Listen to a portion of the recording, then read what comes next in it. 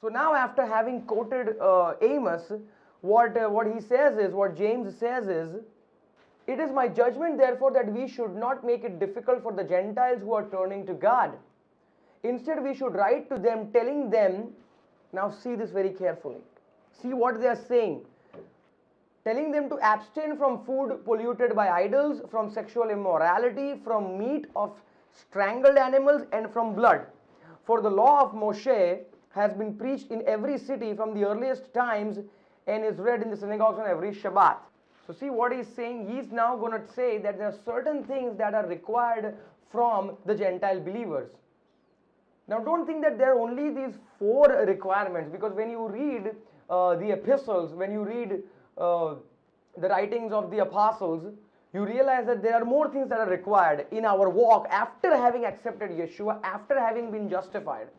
But these things are mainly so that there may be harmony and unity within the community, that the Jewish brothers within the congregation would not be offended, because Jews and Gentiles would be worshipping together. They wanted the Gentiles to not do these things. We are not supposed to eat food offered to idols, and we are not supposed to consume blood. So these are the things, but the point here is, these are the only things that they are saying. They are not talking of the other things of the law to be observed. They are saying that we want the Gentile believers to do these, to observe these, to make sure that they don't do these things. And that way there would be unity, harmony within the congregation, where there would be both Jewish and Gentile believers. We are not supposed to think that there are only these 4 requirements, but because when we read the epistles, we understand that we are not supposed to get angry, we are not supposed to slander. Lord says, don't even look at a woman with the eyes of lust. Everything that is connected to loving your brother needs to be observed. Let's see what happens in Acts chapter 21. We'll understand even more. Paul has has arrived in Jerusalem, and he's welcomed by James and the elders, and let's read what happens. Verses 17 to 26. Acts chapter 21, verse 17. When we arrived at Jerusalem, the brothers received us warmly. The next day, Paul and the rest of us went to see James, and all the elders were present. Paul greeted them and reported in detail what God had done among the Gentiles through his ministry. When they heard this, they praised God. Then they said to Paul, you see, brother, how many thousands of Jews have believed, and all of them are zealous for the law. Awesome, praise God. Praise Hashem, our Jewish brothers, so many of them had believed. But they were also zealous for the law. They have been informed that you teach all the Jews who live among the Gentiles to turn away from Moshe, telling them not to circumcise their children or live according to our customs. I also kept the ESV, the ASV, and the KJV for you for verse 21. So let's read what verse 21 is saying. They have been informed that you teach all the Jews who live among the Gentiles to turn away from Moshe, telling them not to circumcise their children or live according to our customs. You see, again both things, not to circumcise or walk according to the customs. So both things are being spoken of. In the ASV it says not to circumcise their children, neither to walk after the customs. And the same thing in the KJV. Verse 22, what shall we do? They will certainly hear that you have come, so do what we tell you. Now Paul never ever taught against the law of Moshe. He never spoke against the Torah. What has happened over here? There are thousands of our Jewish brothers, there were thousands of the Jewish brothers back then who had accepted Yeshua as their savior, but because they had been born and brought up in a household, in a culture where they were observing these customs, they would not be able to completely stop observing that. But the thing here is, there were many Jewish legalists. We saw in Acts chapter 15. The reason why the entire council got together to decide, and they were debating over this issue, was because the Jewish legalists thought that certain things of the law were required to be saved, to attain salvation. They were telling the Jewish believers that Paul was teaching the Jews among the Gentiles that against the Torah, against the law of Moshe. because they had not understood the completed work of Yeshua, and they had not understood the new covenant. They had not understood that salvation was by faith alone.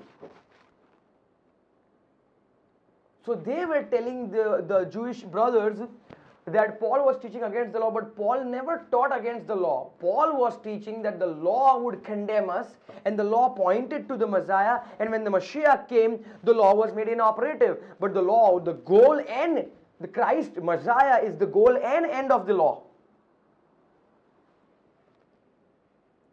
Paul never spoke against the Torah. He loved the Torah. He was born and brought up in that culture. He celebrated the days, observed the days. But because the Jewish legalists could not understand this aspect, they were telling people that Paul was teaching against Moshe, and not just circumcision, other customs as well. So what they are saying is, what shall we do? Verse 22. They will certainly hear that you have come, so do what we tell you. There are 4 men with us who have made a vow. Take these men, join in their purification rites, and pay their expenses so that they can have their heads shaved. Then everyone will know that there is no truth in these reports about you, but you yourself are living in obedience to the law. Why are they saying this? They are not saying this because the law is mandatory, but they are saying this because the Jewish believing brothers are not very strong in the faith. They have not completely understood. Rather, they have been given wrong information about what Paul was teaching. They were brought up in a culture where they were observing these things. You cannot expect a Jewish brother who is new believer to completely understand and grow to be mature in the faith. It takes time. That is why many times when I meet my Gentile believing brothers and they are stuck up and they are involved in the feasts and the festivals that are not biblically rooted, I don't expect them to completely to right away stop celebrating those festivals famous in Christendom. You cannot expect that to happen right away. They are saying that so that the Jewish believers would not feel that Paul was against the law, they wanted him to do this. Paul has not come up with this idea, they have come up with this idea. These are the ones who are strong in the faith, but they don't want their liberty to be a stumbling block for their brothers who are weak in the faith or who were not as strong in the faith as they were. That is the point. So let's see what's happening over here. There are 4 people, there are 4 men who have taken a vow, but somehow they have defiled themselves. So what James and the elders are telling Paul is that he may join them in their purification rite. So what they would have to do is they would have to wait 7 days, and then on the 7th day they would have to shave their heads, and on the 8th day they would have to offer 2 doves or 2 pigeons and a 1-year-old male lamb. Now one bird would use for a sin offering and the other for a burnt offering, and the male lamb, 1-year-old male lamb, would be used for a guilt offering. And then from the 8th day again their entire period of the vow would begin, because the earlier days would be cancelled, would not be considered because they had defiled themselves. So James and the elders are telling Paul to join them and pay for their expenses, so that those believers, Jewish believers who had been informed wrongly by the legalists, who did not have the understanding that Paul and the apostles and James and the elders had, Paul would pay their expenses so that the Jewish believers would realize that Paul is not against the law. So Paul was going out of his way so that their strength, their maturity in the faith would not be a stumbling block for the Jewish believers who were zealous for the law. But they did not do this because the law was mandatory, but they went out of their way so that their faith and their understanding of the new covenant would not be a stumbling block. We need to understand this. Is Paul being a chameleon over here? Is he being a chameleon? No. But he is doing anything and everything. James and the elders, they are doing anything and everything that would help believers grow in the faith, become strong, and they did not want unnecessary things to be stumbling blocks. So this passage is not saying that Paul observed the law, no. Rather it is saying that the Jewish believers were informed wrongly, And verse 25, see what verse 25 is saying. As for the Gentile believers, see what they are saying. We have written to them our decision that they should abstain from food sacrificed to idols, from blood, from meat of strangled animals, and from sexual immorality. The elders in James are sticking to their decision. They are continuing.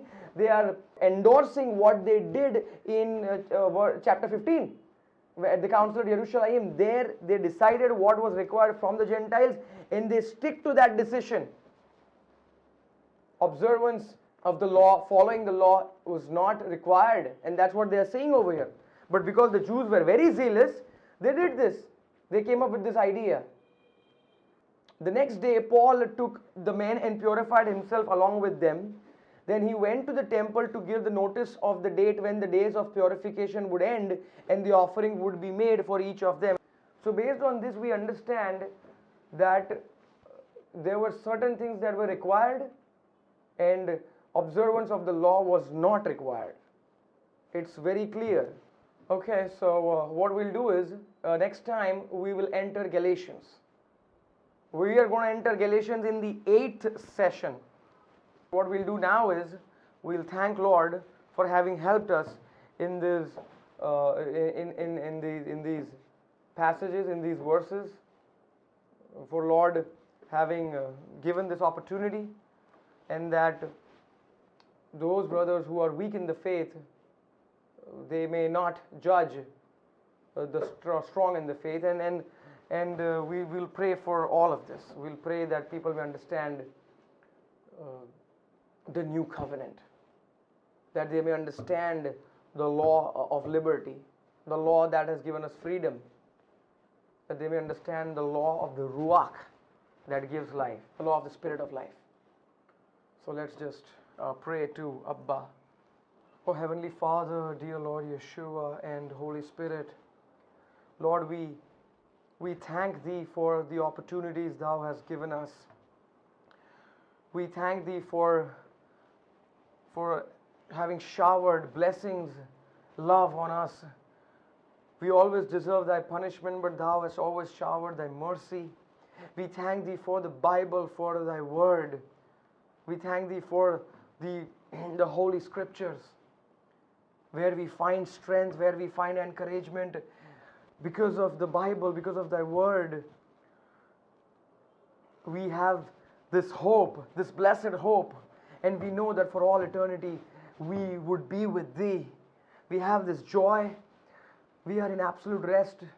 Lord, we thank Thee for this session. I thank Thee, Lord, for having helped me in this session today, and always helping me, for whenever I have to speak, I cannot do this on my own unless Thou, O Ruach HaKodesh, Ruach Elohim, Thou would guide me and Thou would lead me. On my own, I am a complete failure.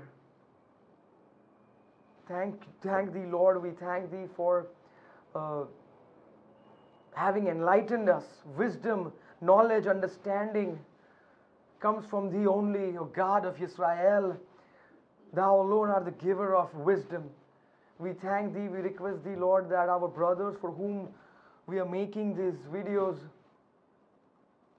wherever they may watch it in the days to come, they may understand Thy completed work. They may understand that the Torah is amazing, but now there's a better covenant. There's the new covenant. There's a new age. Lord, please help those who would watch these sessions. And we request Thee, Lord, to bless this entire series and help us grow more in the faith, and forgive us, Lord, our sins, for we always displease Thee. We always displease Thee. O Holy Spirit, we grieve Thee.